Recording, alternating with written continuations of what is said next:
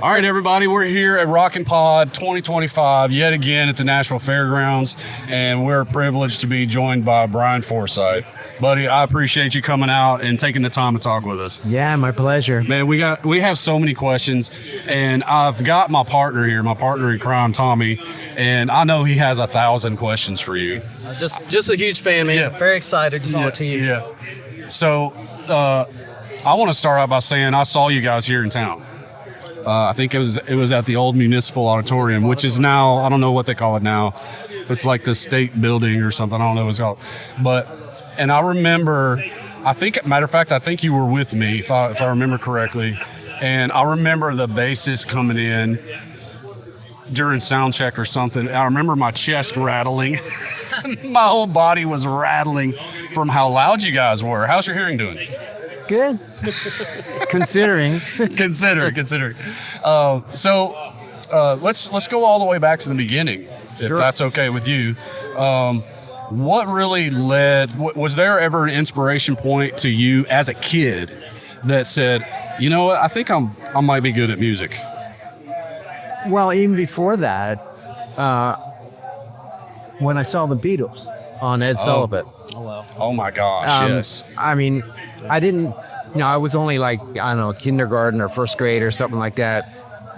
It made me want to do it, but I didn't know if I was any good yet. Okay. Like every kid that saw the Beatles, right? Right. So what made you pick it up? Well, it's weird. Like when something inspires me, there's this gap, like, well, how do you do that? So it took a while. First you have to learn. Yeah. So at first I just faked it and just me and my brothers just pretended playing the air guitar and with I don't know what we used. We did this like a tennis racket or something. We did that years later. Yeah, brooms, hairbrushes, anything you could get a hold of. And and I'm left-handed, so I saw Paul McCartney. I go, oh, he plays. That's how I could do it. And I didn't realize he was a bass player. I just thought it was a guitar. Right. But my older brother. My father got a acoustic guitar from S&H Green Stamps. I don't know if you remember those. I don't. You used to get. But I remember green stamps, but I don't remember like green. Was it green stamps? Like you feel in this. Saved it up. Yeah. And he cashed them in on a cheap acoustic guitar. That's awesome. And then my older brother took it over and learned how to play a little bit. Like he played Bob Dylan songs and stuff. Nice. So when I was about 8 years old, I started. Well, first I started left-handed. And I eventually switched to right-handed. But my brother taught me, like, all the basics. Right. All right, I'm going to be jumping all over the place with my questions because that's all right. I'm just that way. But let's talk about, like, your touring. You guys you're still going out and playing, right? No. Not with Kicks. Actually, I had the pleasure. Yeah. I had the pleasure of seeing them on their last tour twice. Okay. And they still had it. I mean, you guys are amazing. Not everybody hangs it up when they're still good, right? Right. So what was the reasoning for that? Good question. This is why you're here. Well, because we saw so many other bands that should have hung it up and didn't. True. And we didn't want to be one of those bands. I totally get that. And mostly it was our singer's decision because the singer, he's out front. Right. And, it's different with a guitar. You can sort of fake it. Sort of. But you More can't, power chords. But you can't with vocals. And he was starting to struggle a little bit. I mean, it wasn't that noticeable. So a lot of bands replace them. And you guys were like, we're not going to do that. Nah, there was a brief moment where it crossed our minds. We thought, well, could we replace him? But he's more than just a singer. He's the sound, right? He was an entertainer. And to find somebody, I mean, just to replace him, there would be just too much missing. Right. So if you're not touring now, what are you doing to satisfy your creativity? Feeding the deer, Full on retirement? No. You can't full on retire, right? You No, were you on stage the can't other night retire. at Eastside. I saw you. He's lying, folks. He's lying. Yeah, I always say. So you do go out. You're going out and playing, and I'm still playing with Rhino Bucket. So, I mean, that we don't play that often. But yeah, I've got that sort of to fall back on. But I've got my eyes open. I'm sort of looking around. Gotcha. Or something. Let's talk about the touring years. Like you guys, you've toured obviously everywhere, right? Yeah. Probably all over the world. Well, mostly, yeah. It's between Kicks and Rhino Bucket. Yeah, I've been everywhere. Yeah. How have you seen the touring industry kind of change over the years from when, let's say when Don't Close Your Eyes was like the huge hit, and as you guys continued to play, how did touring really change? Well, we took that break, like a 10-year break during the 90s. Then when we came back, it was more fly dates. Okay. Just fly for a weekend, do a couple shows, then fly home. Which And before that was all bus, right? bus, van, Living on whatever. a bus. Yeah. But every band has a minivan story, probably. yeah, but mostly what's changed is like record companies. I mean, nothing's the same as far as the music industry. Yeah. Like it's crazy. What does that look like to you now as you're kind of seeing what other bands are doing and how they're having to promote their music? Like, what is your outlook on, like, okay, you see an independent band and you're thinking about what you guys did to get your music out there and what they're having to do now? Well, it's weird with the internet and, social media and all that. I mean, somebody can come along and just boom, they're huge. Right. And they don't even have a band. Right. That's true. It's weird. I don't know. I don't know if that was possible back in the old days. Right. Everybody was looking for a record label back then, right? Yeah, now it's like you don't even need a record label. Correct. Yeah. But it's like, I don't know. A lot of it's self-promotion and all this stuff. Like, I'm not good at that. Everybody's got their thing. Yours is guitar, right? So how do you think your playing style has really changed over the years? It really hasn't. You like your thing and you stick with it? Well, yeah, it's like my influences growing up and in my early days of playing, that's still what I rely on still now. What you love. It's like, I learned. Heavily Beatles influenced. Yeah. Yeah.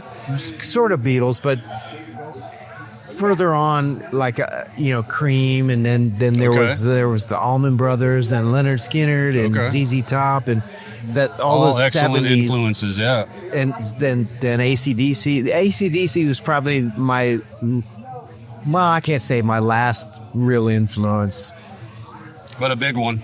Yeah. Yeah. It was a big influence on the band, but like when Van Halen came along, I'd already You'd already had your had style. yeah. So that didn't influence me at all. Like that, the whole '80s thing was all Van Halen influence. Right, that's true. Yeah.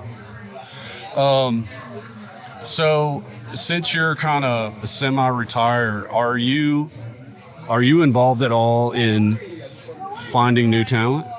Looking for people that you're like, hey, you should be doing this. Not really.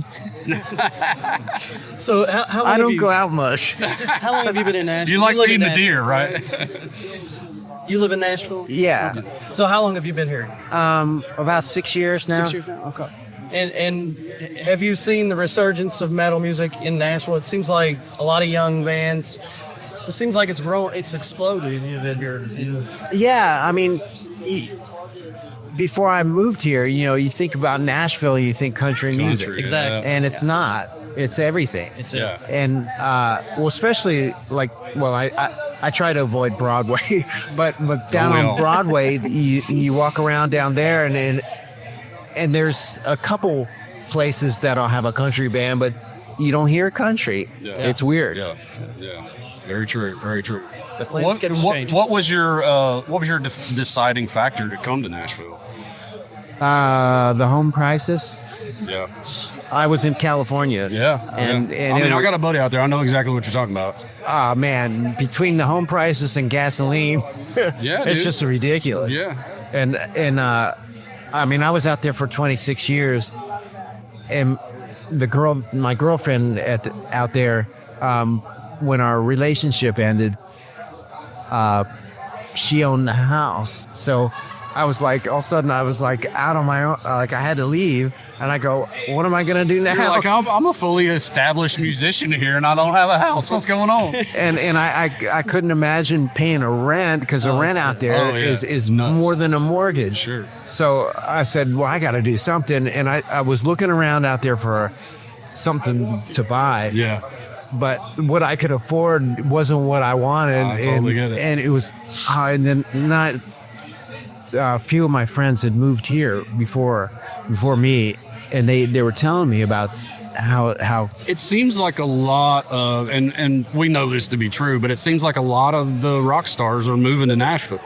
Is that you think that's primarily the deciding factor? Is the fact that, hey, we got cost of living in affordable. LA is nuts. Yeah. We can come to Nashville. We have all the studios. We can still do our creative bit, but we can afford a nice place out here as opposed to that's kind of for most like of them. half of it. The other Yeah. half is the music scene's really happening. Yeah, and yeah. It pretty much dried up out in LA. Like Rhino Bucket, it's LA based, and we couldn't get a gig around. Y'all couldn't get a show with We'd have to you. go out of town to Yikes. play. Well, I've told, like, in the earlier years in Nashville, I've always been a big proponent of independent music in Nashville. And I've always told, like, independent bands, oh, you want to make money as a band, actually make money, you got to play outside of Nashville. Oh yeah, Because in Nashville, there's a lot of tips going on. Right. There's a lot of, you can play, we'll give you some beer, hey, have a good time. But if you wanted to actually make money with your band, you had to play outside of Nashville. Say you're a Nashville band, play outside, make some real money. yeah. I guess that's So it's the same situation, only on a different level. Except in LA, we couldn't even get booked. Right. Couldn't even get a gig. Well, we every once in a while there's like maybe two places that we could play, but we can't play there that often. So I think we're seeing a connection here between LA drying up and Nashville's metal scene exploding. Right. Exactly. Yeah. Well, if anybody wants to find out more about what you're up to, are you still like promoting, doing website thing and all that? Or are you just like, I'm going to pop up somewhere and you're going to see me shred on the stage and you're going to see me walk behind the curtain? I'm on Facebook. I got my Facebook thing and Instagram. Okay. But that's mostly food. But yeah, I know. I'm kind of embarrassed because my website's linked to those things, and you go to my website, and it's just And you're just posting about food? no, Food and deer. Do you have pictures of deer too?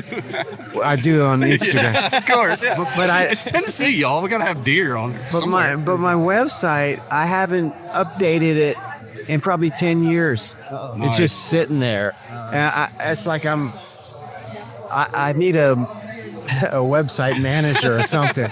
But I mostly do Facebook and Instagram. Yeah. I got you. But Well, but some if somebody wants to reach out to me, that's actually me out there. So That's right. Well, I want to say thank you personally for coming and being a part of a show like this and sitting down with unknowns like me. Yeah, exactly. I really And appreciate your time. allowing us an interview like this with someone that, man, we listened to from the time we were teens Love you to guys. now. Yeah. So we super appreciate it. well, my pleasure. All right, man. Thanks a lot. Yeah, thanks for having me. Appreciate you.